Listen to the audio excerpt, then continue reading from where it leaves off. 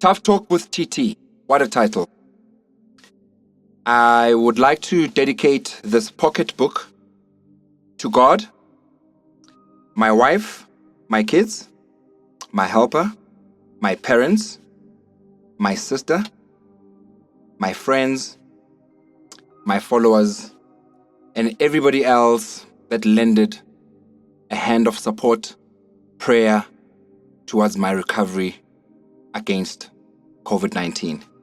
My name is TTMBHA, and I'm going to take you through a 19-day journey of how I recovered from having tested positive on the 24th of June 2020 and finally recovered on the 9th of July 2020 and finally started and launched Tough Talk with TT on the 12th of July. So if you count the days from the 24th of June all the way till the 12th of July, it is 19 days.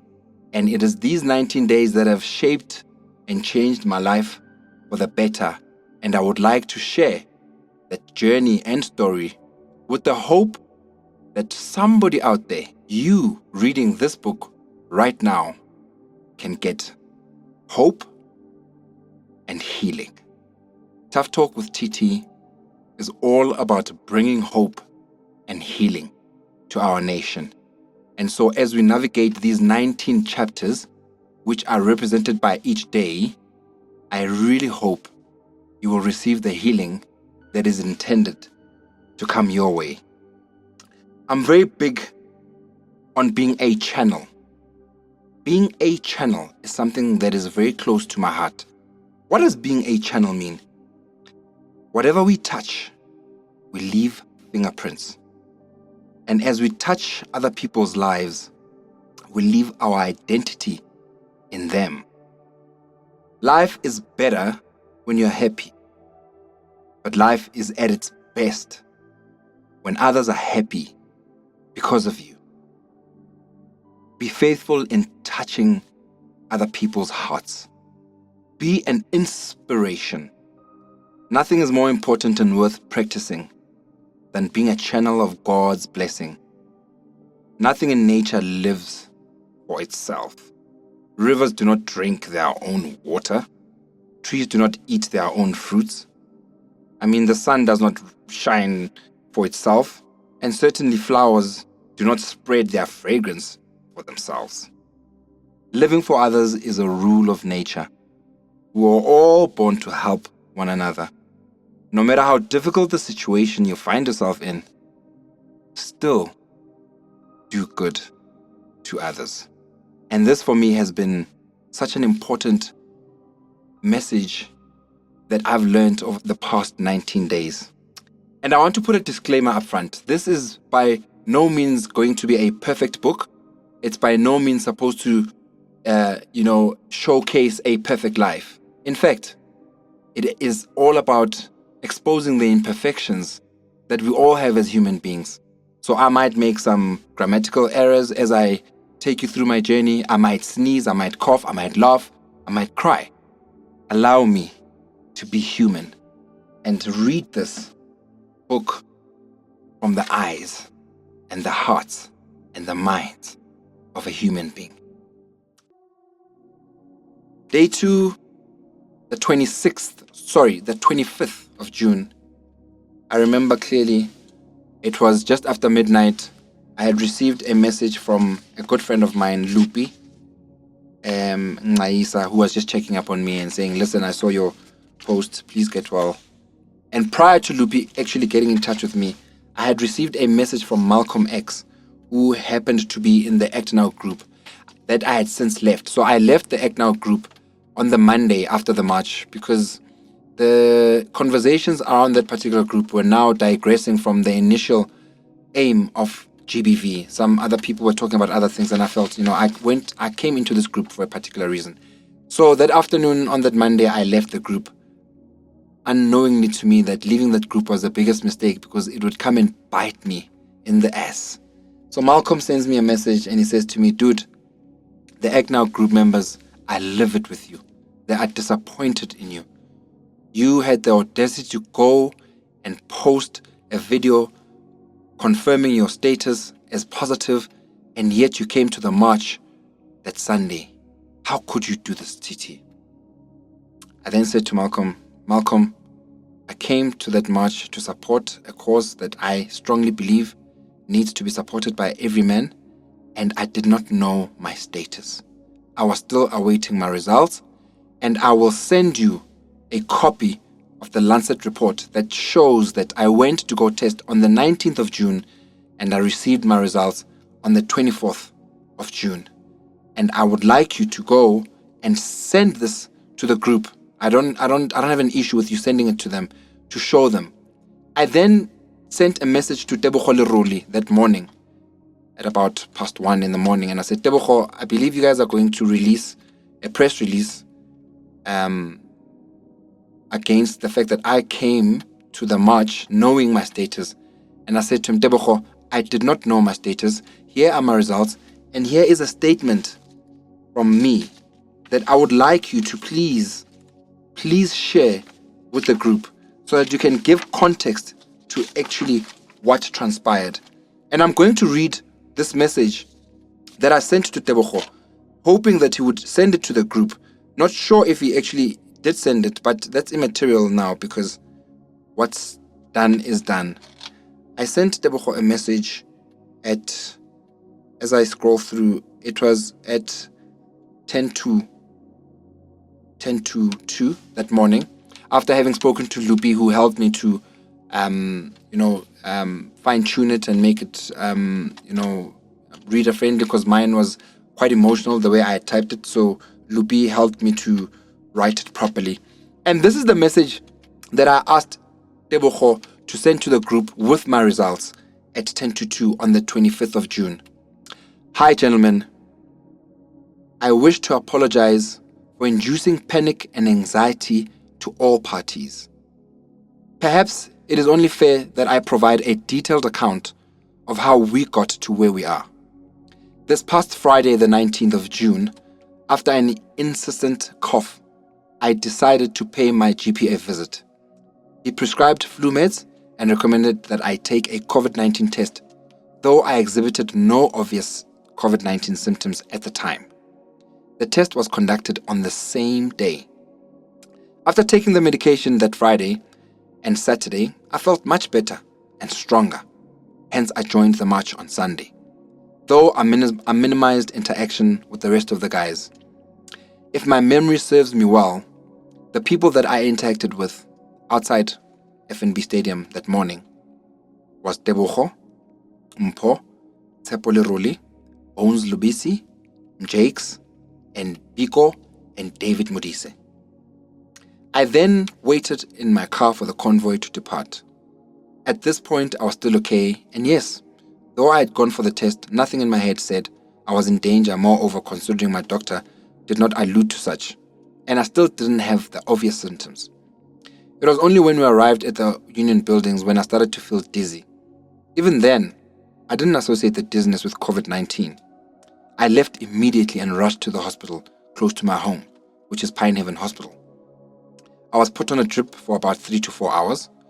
I still did not associate this with COVID-19, as dizziness is not one of the symptoms being touted.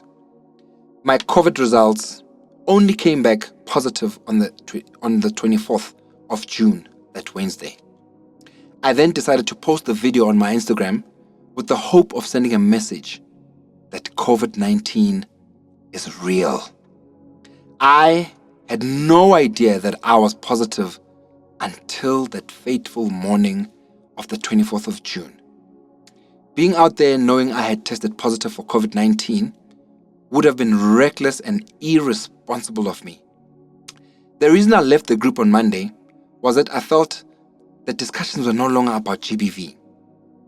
And I wish to reiterate that at that time, I still didn't know what my COVID status was.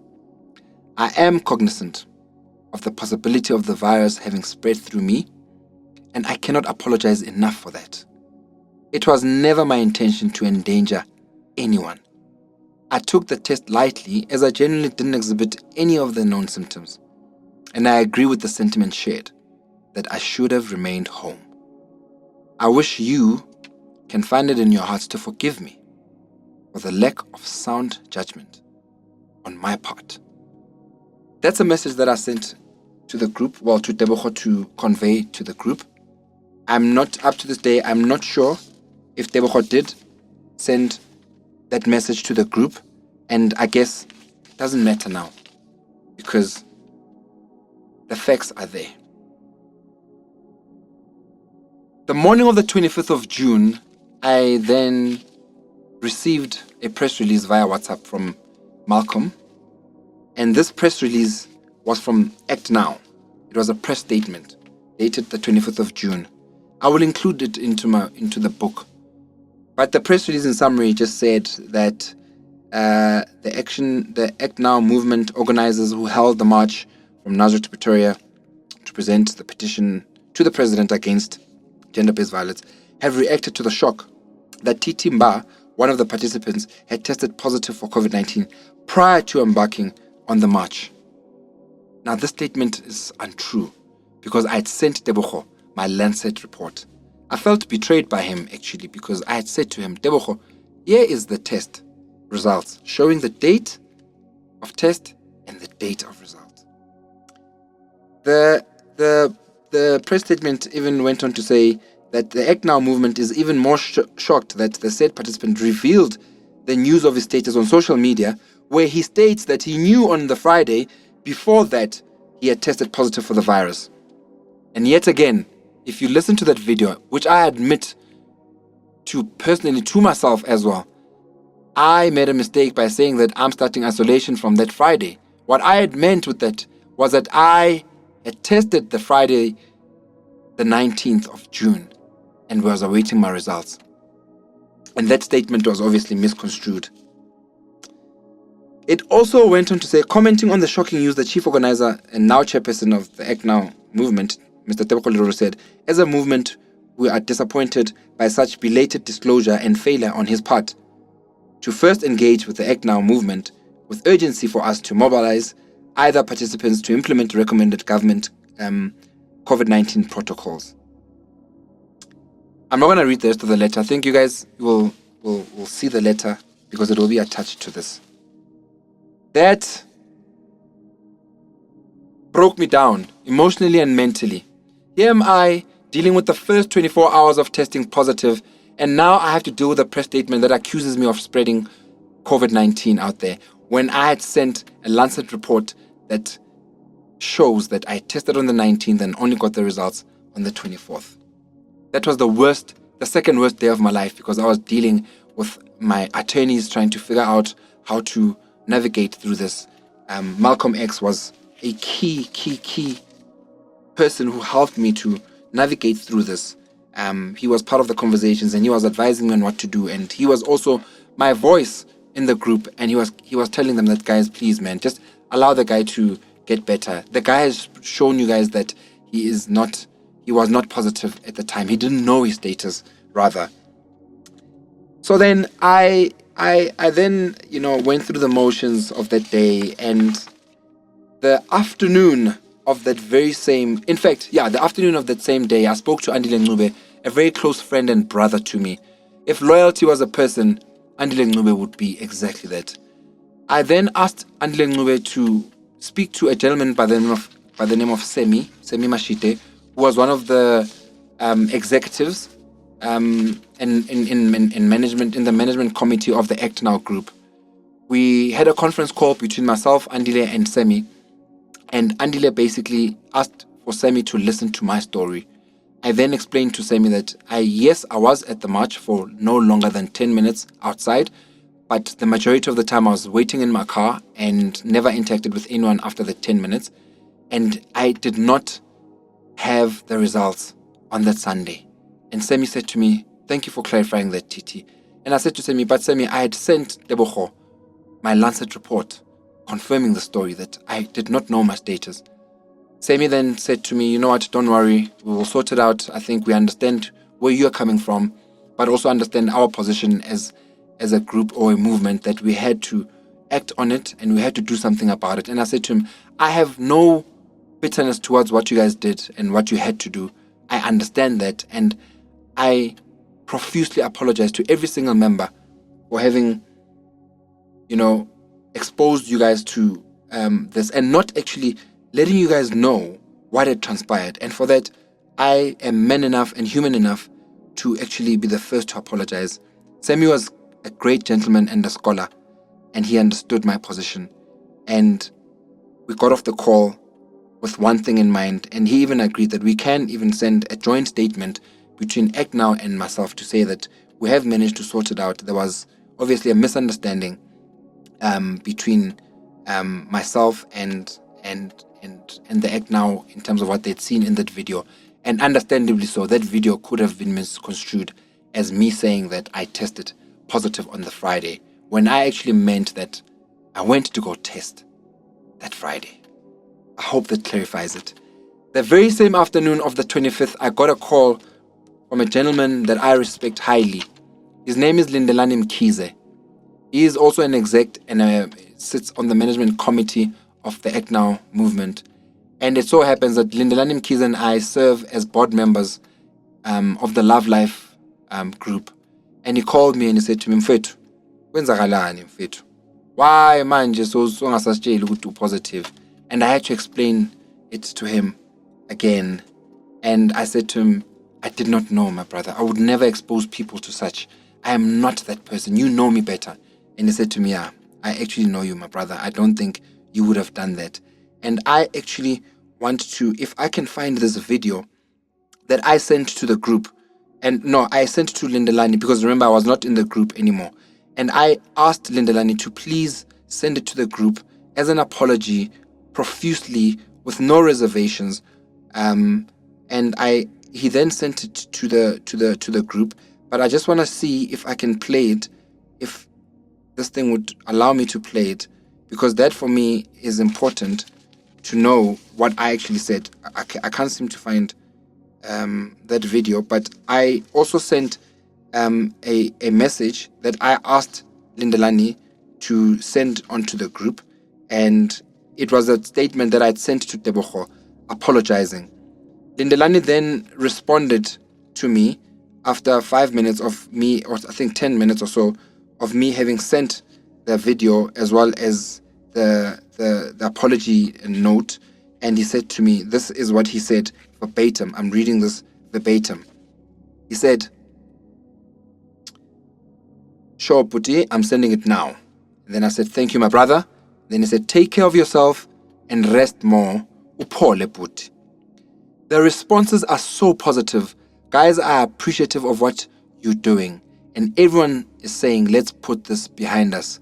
Big up, boss. I then responded, thank you, bro. I meant every word.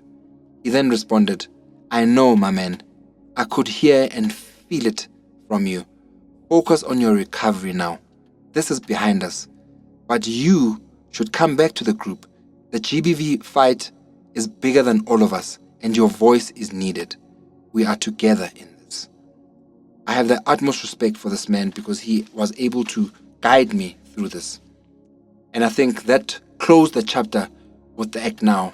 We were fine, we were reconciled, and I want to end it with this. All the guys that I was in contact with tested negative. That lifted a lot of pain off my shoulders. The 25th of June was also by far the most trying day of my life, because I found myself apologizing left, right, and center, and still having to deal with this bloody pandemic, and still having to deal with the fact that I'm positive, I'm isolated. So you can imagine what was going through my mind, what was going through my emotions, what was going through my state of being. I breathe with a sigh of relief, because as I sit here and read this and recall exactly how this happened, I'm left full of pain, because no one deserves to go through this. No one deserves to go through judgment. No one deserves to be stigmatized because they've just tested positive. Day 3, the 26th of June, the symptoms that I developed on this particular day was coughing continuing.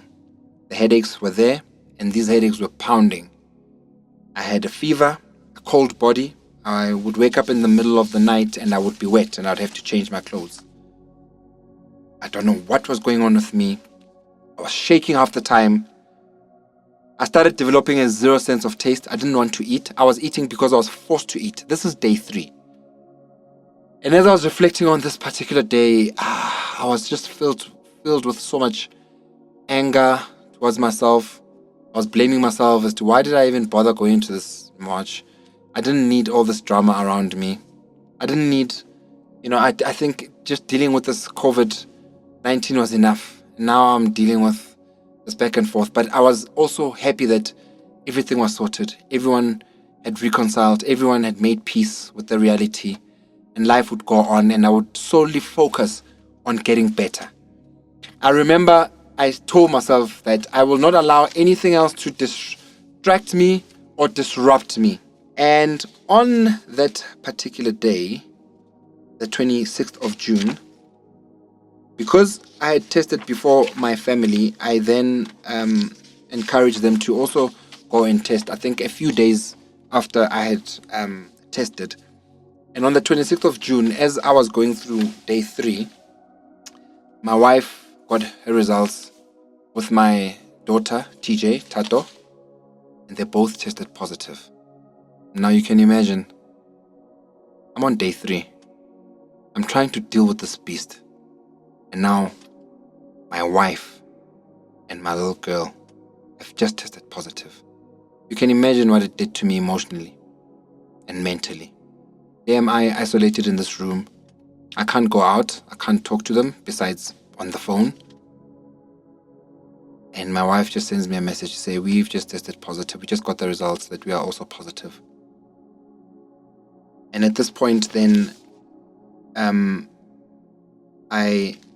didn't know what to do. I felt helpless. I remember calling my mom, and my mom saying, listen, Bini and TJ have just tested positive. I don't know what to do. I feel responsible that I'm the one who brought this thing to the household. I feel like a loser. I feel like such a failure. And my mom said to me, don't worry, my son. This too shall pass. Just remain strong. Keep yourself focused and pray. Pray, Tato. Pray. Pray, Tato. Pray. My mom kept saying, pray, pray. I prayed. I didn't stop praying. I didn't stop asking for God for guidance. I didn't stop asking for God to just give me a sense of understanding. What is going on with my life? Why is everything falling apart? And I can't do anything about it. I can't do anything about it. That was day 3, the 26th of June. And as I move on to day 4, the 27th of June, I then got my other daughter, Dumi, and the helper to go get tested as well. After having received the results of my wife and my elder daughter, Tato, I decided that they need to go and test as well, which they did. And from that day onwards, my mom then decided to cook and bring the food to us every second day. So from the 27th of June, my mom would come with my dad and they would bring us essentials and they would bring us the food because they were just worried that we don't know what the results are going to be like for my youngest daughter, Dumi, and the helper. And day 4 for me was a mixed day of emotions. And the symptoms that I had were still the same: coughing, headache. I actually started developing chest pains that day. The fever was still there. The cold body was still there. And I actually struggled to breathe. I remember it was on a Saturday. I was struggling to breathe. On that particular day. And I was dealing with a lot that day. Dealing with the fact that my wife has just tested positive and my daughter. And now I am sitting here waiting in anticipation for the results of my other daughter and the helper. It was a painful day. And I remember my wife bringing eucalyptus oil for me and the bucket for me to steam, and I steamed and I steamed. I steamed and I prayed. I steamed and I prayed and I steamed and I prayed that day. And my chest got better that evening, and I was able to try and sleep. The evening of the 27th of June, day 4. And day 5 came. It was a Sunday morning. I remember waking up feeling a little bit better, and as I turned my head, my nose was bleeding profusely with blood. I remember running to the bathroom to try and clean myself. I didn't know what that meant.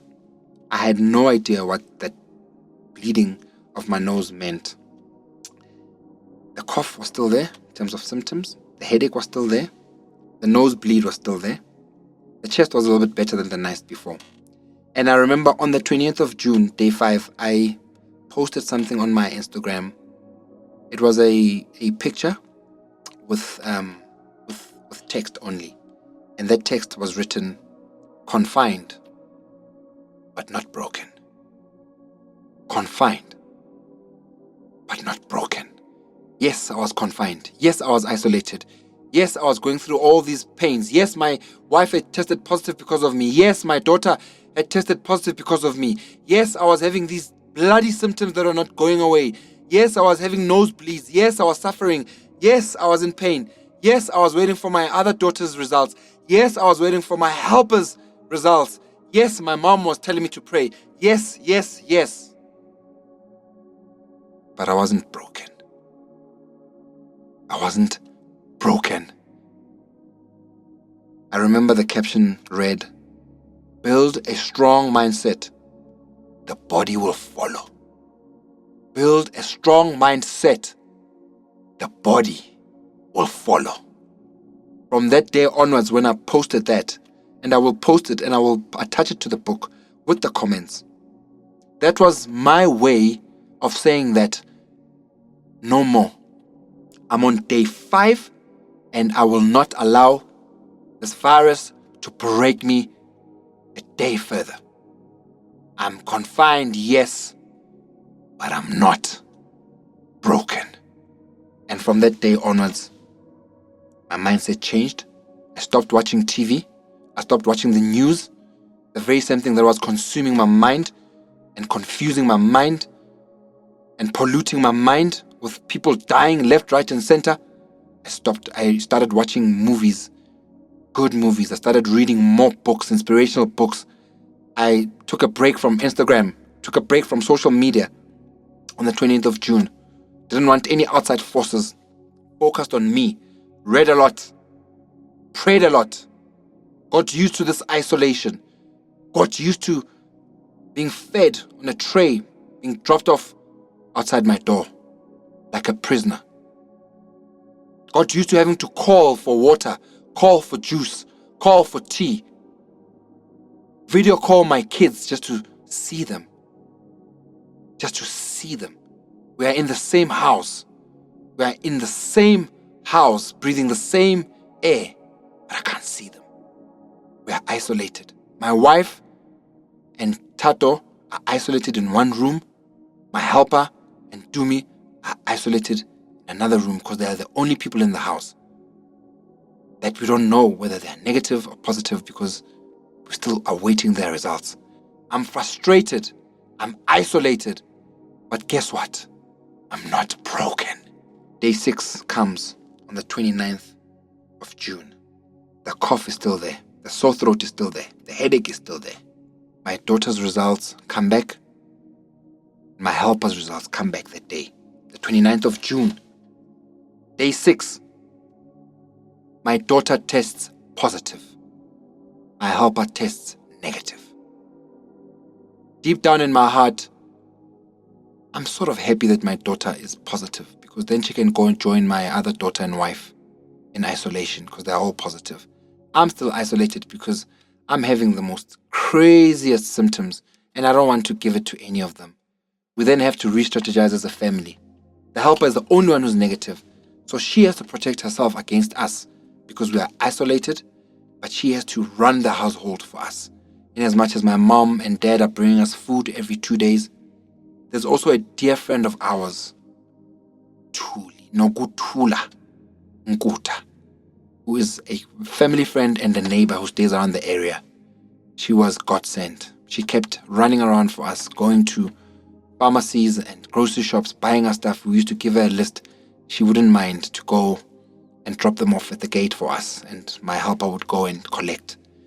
Truly did this tirelessly, day in, day out, without ever complaining. Truly, I thank you for showing up as a sister and as a family friend. I will never forget the kindness that you showed during this trying time. Still on day 6, I remember this very clearly. A friend of mine started a WhatsApp group and he called it COVID-19, where he invited me and a few other close friends who were also positive. I immediately changed the name of that group to Corona Champions because I was tired of this COVID-19 this, COVID-19 that. I changed the group to Corona Champions because I believed that the name of the group is going to determine the destiny of us all in the group, which was to heal, to recover, to be warriors and victors against this pandemic and virus. Joining this group was the best decision ever because it allowed us to share each other's journey, because we were all traveling different paths in our journey of recovery. Some were on day 3, some were on day 8, some were on day 2. But it didn't matter because whoever was ahead was able to help those that were behind. I remember days when we would share jokes in the group and days when we would share tears in the group. We would do video calls, we would laugh, but we would also be serious and would be helpful of each other.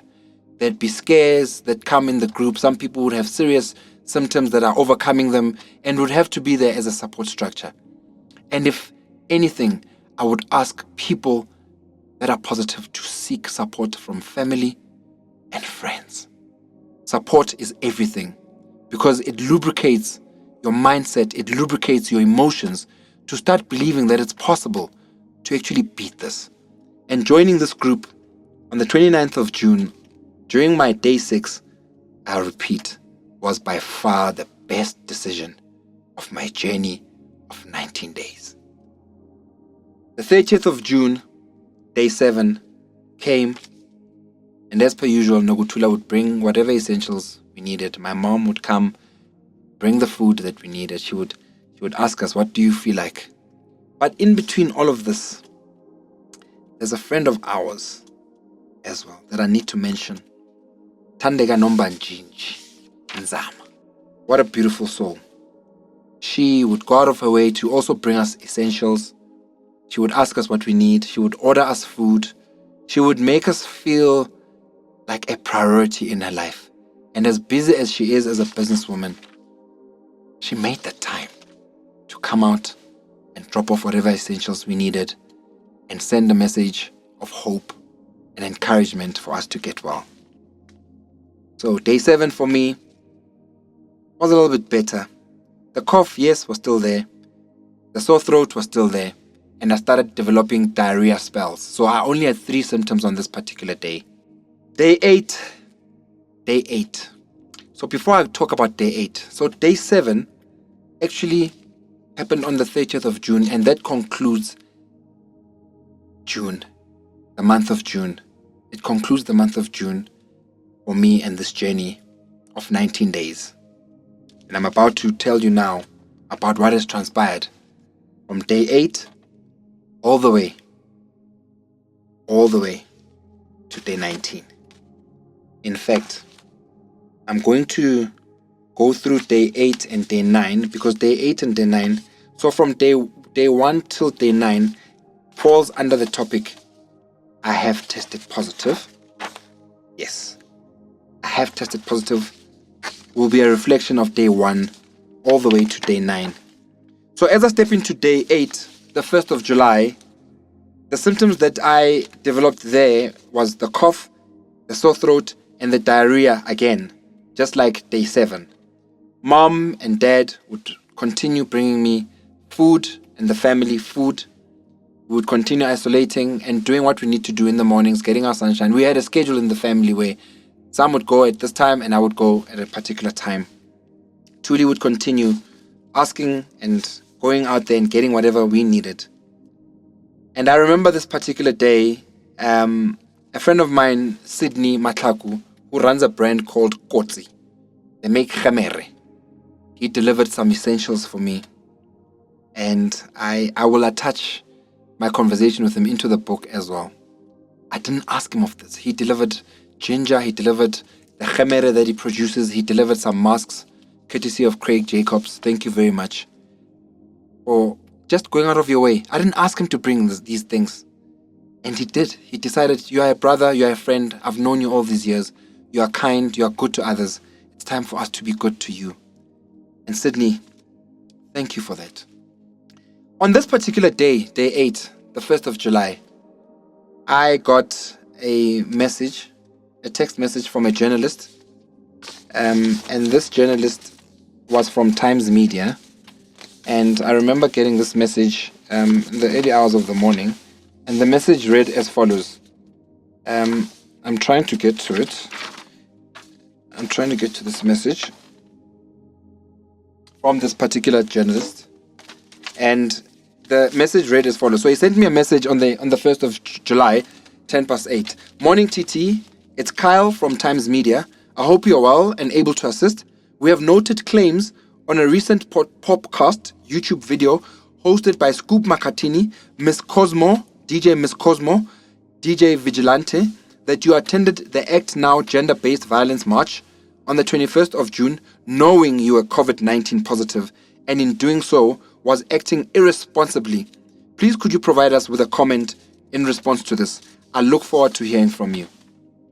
Now you can imagine, I'm on day 8. I'm trying to deal with the fact that my other daughter just tested positive, trying to navigate the realities of this isolation in the household, and then I get this text from this journalist. I then call my friend and brother Andile Ncube, and he then goes onto this YouTube to go see what this journalist is claiming. He then sends me the link. I then go and I watch that video as well. And I was appalled by the accusations and the defamation of character that was coming from Miss Cosmo. They call her Miss Cosmo DJ. She was saying that I went to that Act Now GBV march knowing that I had tested positive a week before and that I should be arrested immediately. How dare I go out there to spread this thing, and I should be charged with culpable homicide. She went on and on and on as if she had the facts. Now you can imagine, I just sorted out everything with the Act Now movement and its management and the execs, and everyone was fine, and they were happy with the fact that I had presented the facts to them. Here comes this DJ now creating stories and creating unnecessary hype about me. Andile then called, I don't know if he called DJ Vigilante or Scoop or whoever that is part of management of this particular podcast, and he asked them what basis they came with these accusations. And they said they couldn't even answer us. I then got in touch with my legal team and I said, I want to go after this Miss Cosmo because she's deforming my character.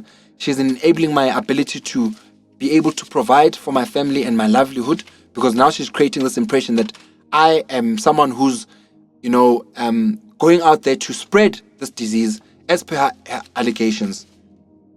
Because they couldn't prove this and they didn't have the facts, we gave them an hour. I gave them an ultimatum to remove that bloody video, which they then did, because she knew that she had no facts and she was scared that I was going to come after her. She even ignored my calls because I tried to call her to try and understand where is she getting all these facts that I had tested positive a week before. And I went there knowing, and I should be arrested, and how dare I, and I must be arrested for culpable homicide, and people like myself should rot in jail. She ignored my calls because she knew what was coming her way. I then sent her a WhatsApp, which read as follows, and I will attach this to this book, because this is also a warning and also advice to journalists and people in media out there that when you write something, have the facts. And when you are part of some show, whether it's a talk show or whatever, and you're going to say trash about someone else and deform their character, at least have your facts in check. Do not go with hearsay. This is the message that I sent to Miss Cosmo, this Miss Cosmo DJ. Hi, Miss Cosmo DJ. I've noted with concern your accusations on your podcast about my supposed criminal behavior and even more peril, culpable homicide accusations, which I have taken with the same gravitas and solemnity as per your statements, and will be taking legal action to protect myself and my business. A journalist with Times Media by the name of Kyle has contacted me and is writing an article based on your unfounded and inapt statements, which will affect my business and my livelihood. I tried to call you and failed to get a hold of you. She then had conversations with Andile and her manager and Simphiwe Majola, who is the PR manager of Act Now. And I think she wanted to issue a public apology for her reckless statements. And I said to her, there's no need to, through Andile and Simphiwe Majola, I said, I don't want to talk to you. You didn't answer my call, so it's fine. Let bygones be bygones. Next time, just learn to get your facts right. Because for me, she wasn't worth it, She really wasn't worth me stressing over about. So the 1st of July was quite eventful for me, because here am I thinking, this thing is done and we're moving on and we're focusing on healing. Then this Miss Cosmo decides to seek attention, I guess, or seek more followers, or seek whatever she was seeking. And I'd like to thank Andile Ncube yet again for showing up and showing the true brother that he is in my life, and someone that has always been in my corner and will always be in my corner. And for that, Andile Ncube, I salute you, my brother. You are a force to be reckoned with. Day 9 came on the 2nd of July, and the symptoms that I developed on this particular day was a cough, sore throat, headache. And on this particular day, I was just quite emotional. I was feeling very emotional. And I remember on this day, my good friend Tandega Nombanjinji actually delivered a seafood platter for us. She was God sent. I think she felt that I'm drained emotionally, and this is day 9. I'm drained, and so much has happened, so much has transpired. I then went back onto my Instagram after having sent that post on the 28th of June, and I posted a video of me singing and teary and crying. Yes, I cried. And those were the last tears that I would allow this virus to consume me. I cried and I sang a song that I used to sing when I was in the choir in high school and primary school, titled "Give Me Oil in My Lamp, Keep It Burning." And the caption read, "Give me oil in my lamp, keep it burning. This is the last tear, because I will beat Corona." This was on the 2nd of July, and this was my day 9, where I was feeling victory and I was emotional and I was crying because I was like, you know what? I am feeling that this thing is about to come out of my system, and I'm about to see myself going to the other side. And the comments just kept coming and coming. And I will put these comments, because these comments for me are an important testimony of the support that I got from all walks of life.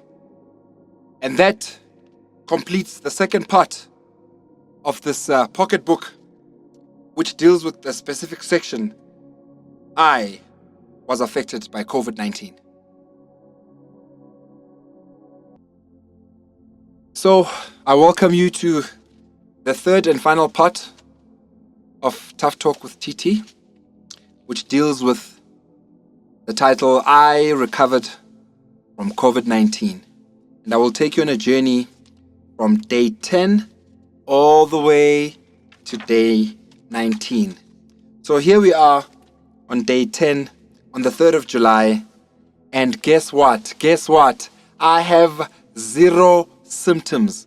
This is day 1 of me having 0 symptoms, but day 10 of my journey of healing and recovery against COVID-19. And on this particular day, I remember posting on my Instagram a collage of pictures of 6 of my friends that I personally wanted to thank. And I will read the caption of that particular day, and it reads as follows. Today, the 3rd of July 2020, marks the very first day that I have displayed 0 symptoms since testing positive for COVID-19 on the 24th of June 2020. Besides the incredible support I've been getting from my loving family, I would like to thank these God-sent friends for the critical role they played in my journey of healing. I called them all today just to personally thank them for their selfless acts. As I document my COVID-19 journey of recovery, I feel blessed to have so many prayers from so many good people across the world. I thank you all from the bottom of my heart. I will soon tell my story of how I managed to overcome what I went through, and it will hopefully be someone's survival guide.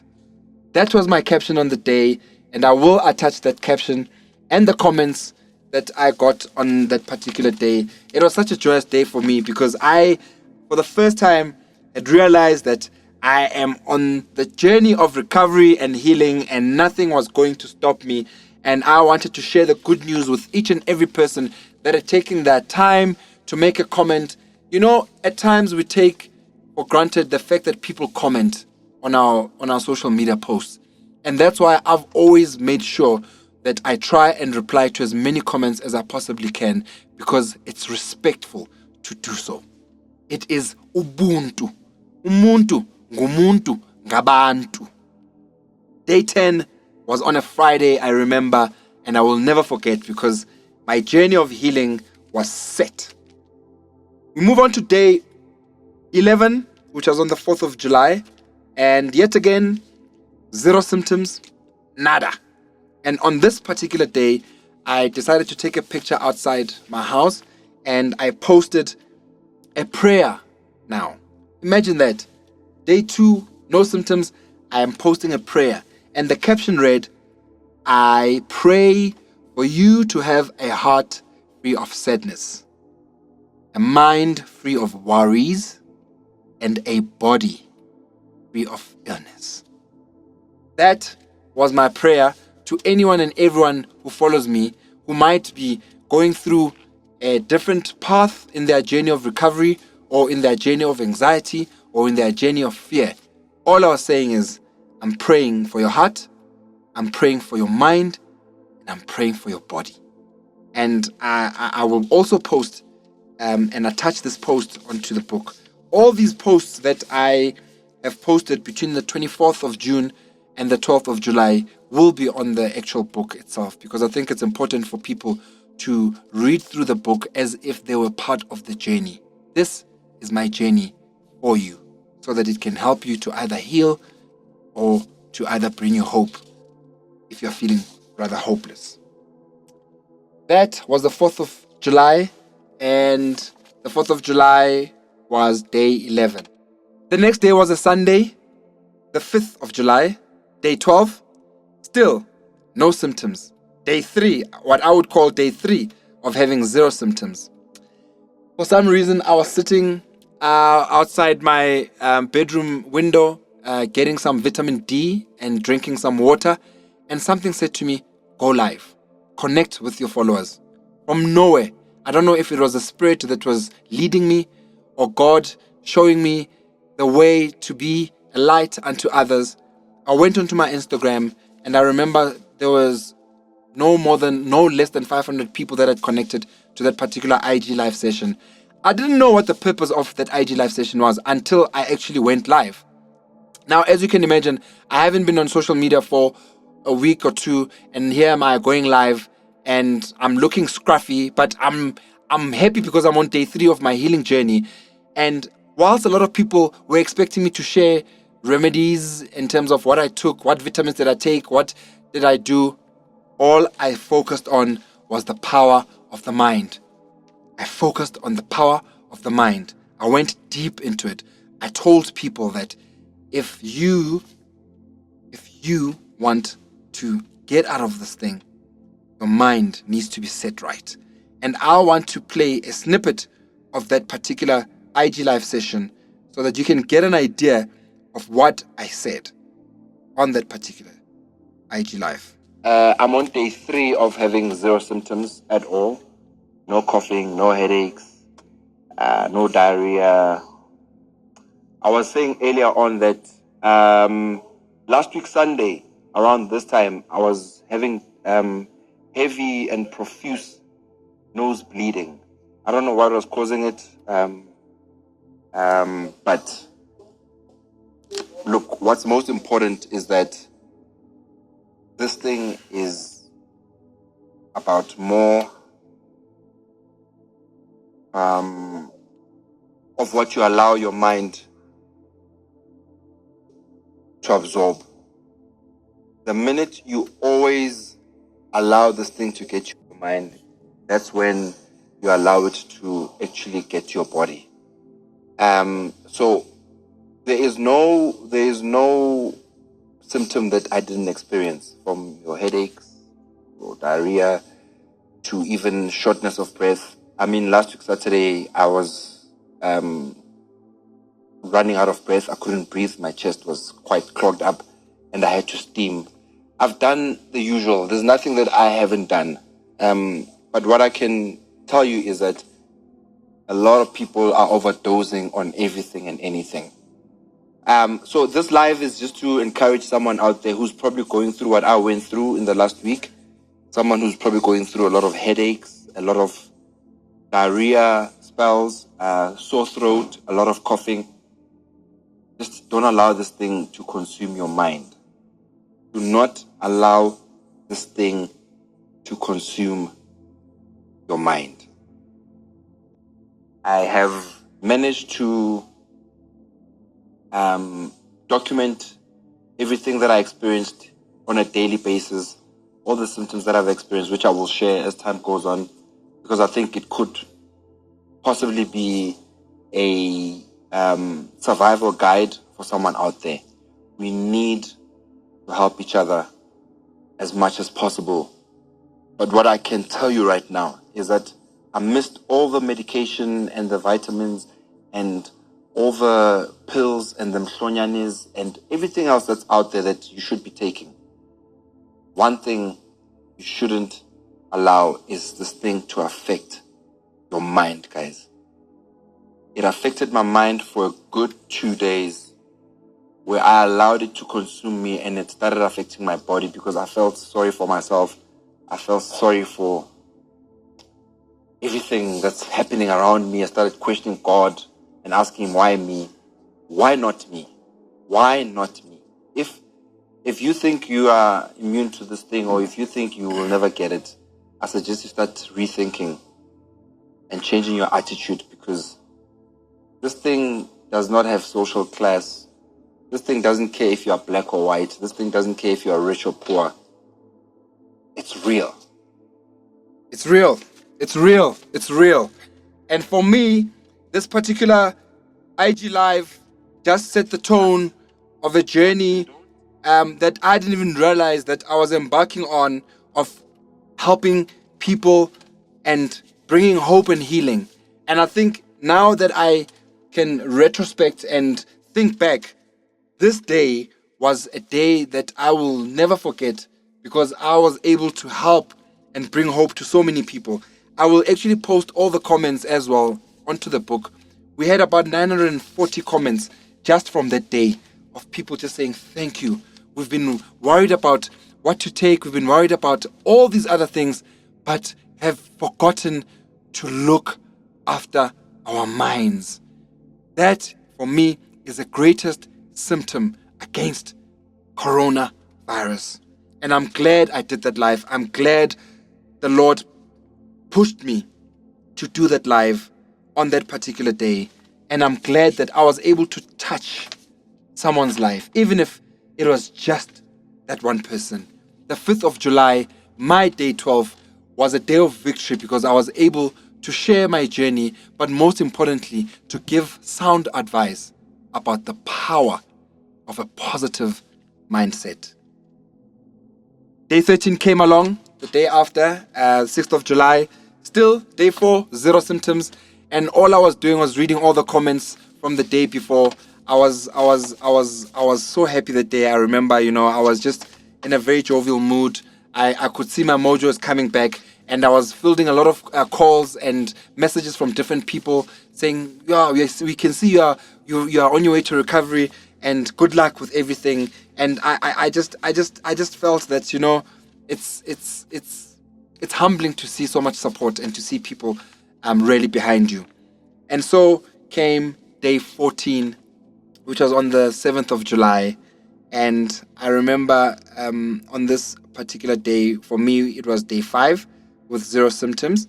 And I decided it's day 14. I'm going to go back to Lancet and retest. It was important for me to retest. Yes, they tell you that there's no need to retest after isolating for 14 days, which has now changed to 10 days. But I needed to own my narrative. And the only way I was going to be able to own my narrative was going and retesting and being able to be confident enough to go back to all my followers and everyone that has supported me and deliver the good news. Or still be bold enough to tell them that I went to retest and I tested positive. So on that particular day, the 7th of July, I went to go retest.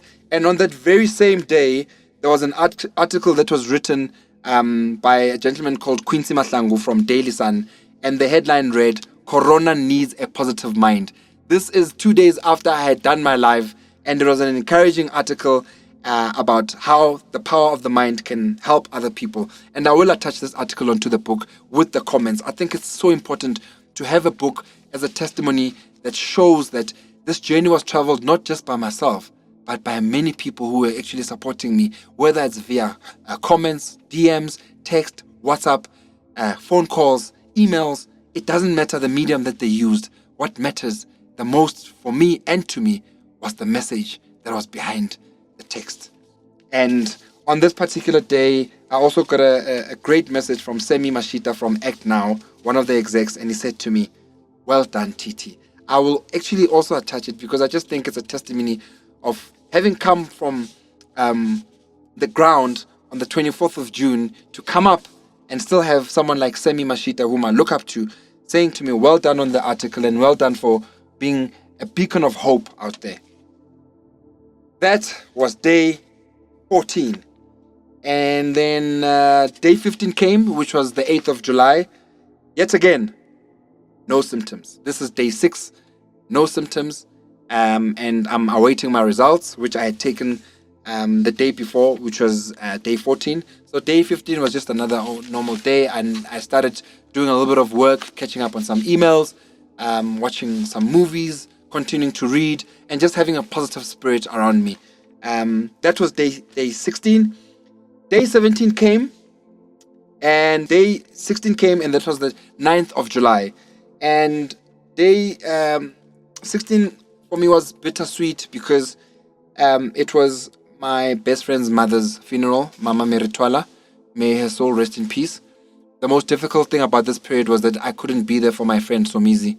The only thing I could do was offer him telephonic support. I called him every single day since the passing of his mom, the Saturday before.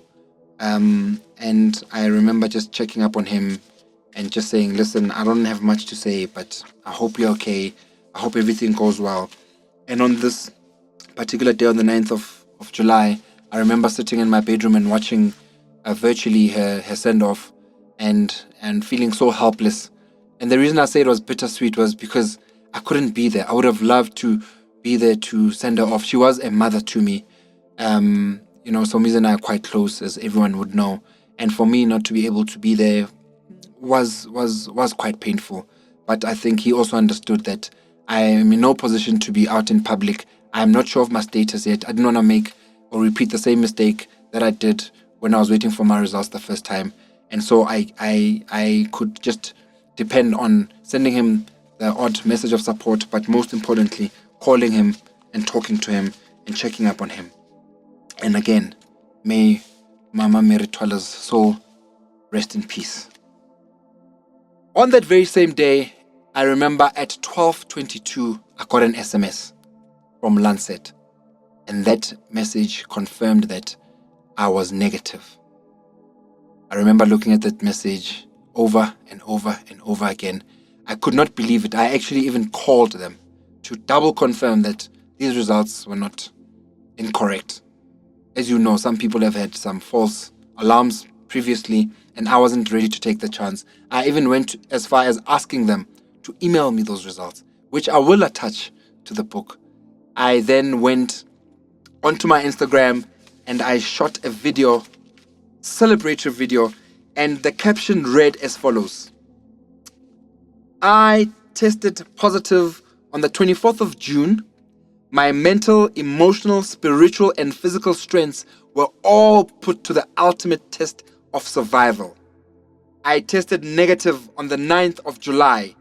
By the mighty and unshakable grace of God, I survived meningitis in 2014, and in 2020, I survived coronavirus. You can, must, and will be a coronavirus survivor too. Thank you all for your prayers. I remember posting this video singing on the 9th of July, and I will post the caption and I will post the comments, because that day I got 1,109 comments of people saying, thank God, you've survived. God is good. And I remember that afternoon calling or sending Somizi a message to find out if they're still at his mom's house, because I wanted to come and personally offer my condolences, because now I had tested negative. I was in a position to come and see him physically and just offer those condolences that I couldn't offer for the past 7 days. And I drove to Mapetla and I saw him and I offered my condolences, and then I left. And on that particular day, I remember SAFM calling me and we did a radio interview, which was quite inspirational. And I'm not sure if we can play maybe a snippet of that particular interview, just for you to get an understanding of the power that came with this particular interview that I did on SAFM on the very same day that I actually received my results. Let me try and search for it quickly so that I can play a little bit of it, and then we can move on to the other stuff that I just think is important to talk about in this journey of 90 days of recovery. I'm just searching for it. SAFM 104 to 107 nationwide, leading the conversation. So I said we're going to be speaking to all people, and this time around we're speaking to somebody who had contracted the COVID-19 virus, TTMBHA'S, on really being open about, number one, getting the virus and how all of that was. Tato, thank you so much for joining us. Good afternoon. Afternoon, Pamela. How are you? Well, I mean, I think we should be asking you how you are. I'm good. I think this interview came at the perfect time. Yes. So tell me about your journey with COVID-19. Well, I tested positive on the 24th of June, Okay. which was 15 days ago. And I think, what had transpired as a result of that was that it all started with a small cough, which then was persistent for about 4 days. And then I decided, let me just go to a GP just to get meds, because this thing of self-medicating was not working for me. Mm-hmm. And I went to see my GP, and he said to me it's a mild flu, and he wrote me a script. And as he was finishing to write me the script, he said to me, don't you just want to test for COVID, just in case? And I don't think it's something that you're going to lose anything or whatever. And I said, okay, cool. Then did my test and got my results on the 24th of June. And I think for me, what the first thing that obviously happened was the shock. The fear, am I going to die? Am I going to make it? What's going to happen to me? And it started infiltrating my mental state. And from coughing, I started suddenly having these headaches. And I just thought to myself, oh gosh, here are these symptoms. Started Googling the information about this COVID-19 virus, and what I then realized was that there's so much information out there that sometimes you overdose on the information. And as a result of that, I went through every single symptom you can imagine. And was it severe? It was excruciatingly severe. So the cough got worse. The headaches, the pounding headaches got worse. I started, having diarrhea spells. started having a lot of fever. So I would wake up in the middle of the night and my clothes would literally be wet. And I'd need to change my clothes. It worked on my mental psyche more than anything else, because I then started feeling sorry for myself. I remember on day 7, 8, and 9, I was so down. I didn't feel like even taking a shower. There were days when I wouldn't shower because I just didn't feel the need to shower, because I already felt that, why am I showering when I know that this thing can take me anytime? And the one thing that I also did that also contributed to the deterioration of my condition was I was watching too much news, and all I saw was people dying. That's all I can remember. And a friend of mine sent me a video of some guy who's a CNN anchor who had tested positive as well. And I listened to this video. And in this video, this guy keeps saying, listen. Now, that is a snippet of that interview that I conducted on the day that I tested negative with SAFM. And for me, it was important to share with the world this journey. And I think that's why this book is so important for me to be able to share with you guys, so that you can take some pockets of wisdom out of it and use it for yourself and try and avoid some of the things that I couldn't avoid at the time. So that was day 16, the 9th of July, and the next day was the 10th of July. Here am I, first 24 hours recovered. I'm literally a statistic of people that have recovered. And I remember spending the entire day reading. There's so many articles about me recovering. Sunday World, TTMBHA'S survives COVID-19. Smart Club news articles. So Mrs. BFF TTMBHA recovers from COVID-19. From IOL. KFM did an interview with me, surviving COVID-19. Again, IOL. So Mrs. BFF TTMBHA recovers. Drum Magazine, after testing positive for COVID-19, the reality star TTMBHA has opened up about his road to recovery. He shares his journey of recovery. Daily Sun, TTMBHA talks COVID-19 recovery. So it was so inspiring and motivating for me to read all these articles. And I remember sitting in my pajama lounge and meditating and writing down what I was just basically summarizing my journey, because remember, I was making a note of everything that had happened on a daily basis.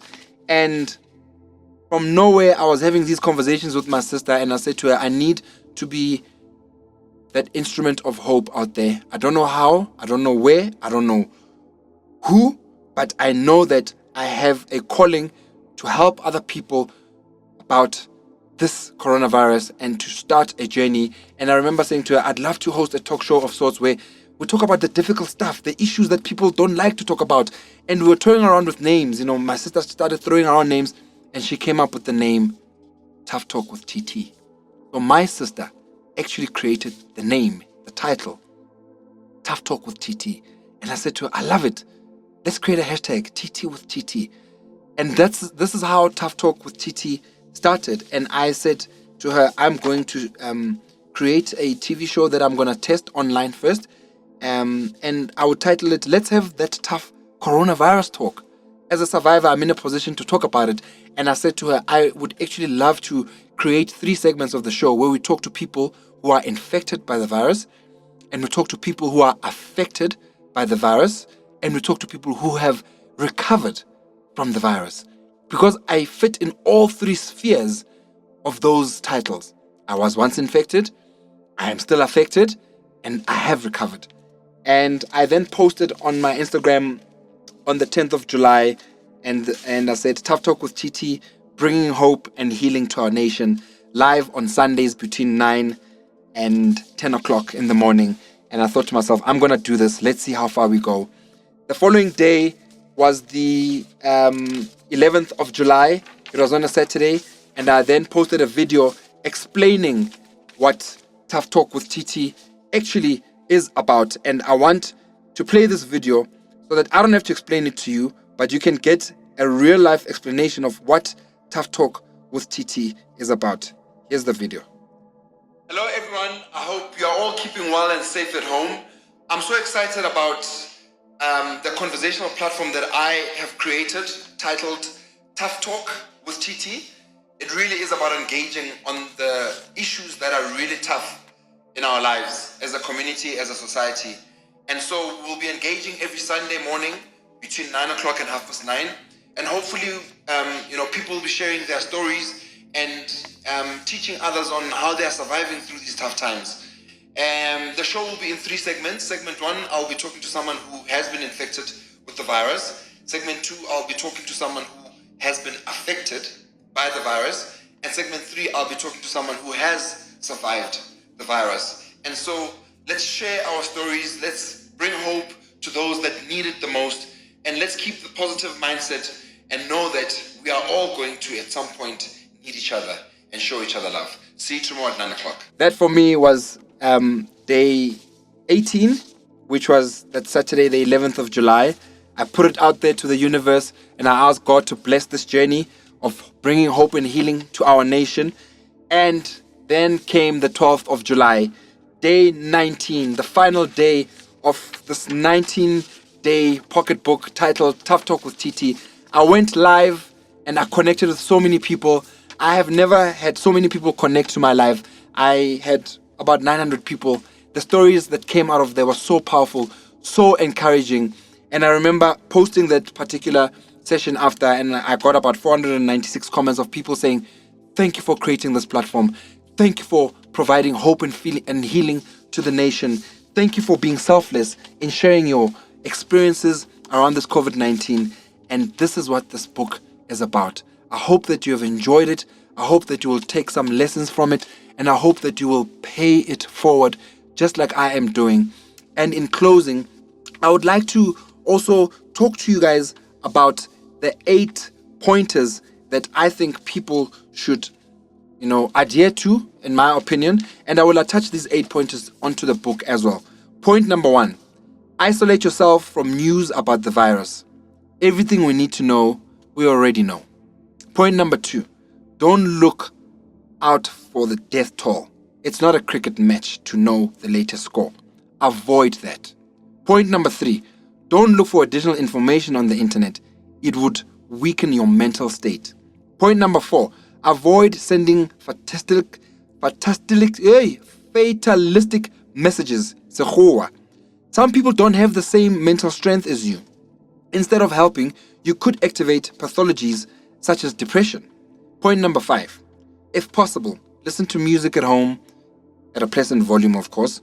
Look for board games to entertain the children, tell stories and future plans. Point number 6, maintain discipline in the home by washing your hands, putting up a sign or alarm for everyone in the house.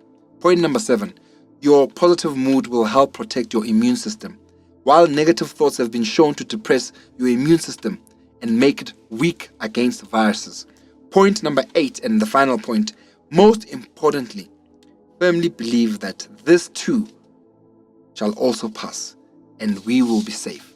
I will also be attaching the remedies that I took on a daily basis and some of the things that I used to do as part of my healing process. And in closing, I would like to send a vote of thanks to God, my creator. I would like to send a vote of thanks to my family, specifically my wife, my kids, our helper, my parents, my mom and dad, my sister, and my family at large, relatives, close friends, acquaintances, business partners, my followers, and strangers, people that I've never even met. I'll just like to take this opportunity to thank you for being supportive in the 19 days of my journey of healing and bringing hope to the nation.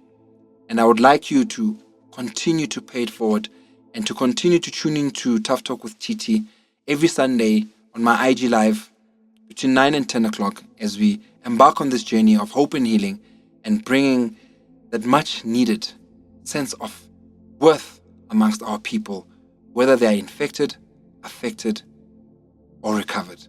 And in final closing, I'd like to thank my good friend and brother, Siyabonga Ndlozi, for actually reaching out to me and suggesting that I go ahead and write this book, which he is obviously writing on my behalf and will publish for me. I thank you for being God sent. I thank you for having a vision of seeing something that I didn't even see myself. I was focusing on the talk show and focusing on trying to get more people healed through the talk show.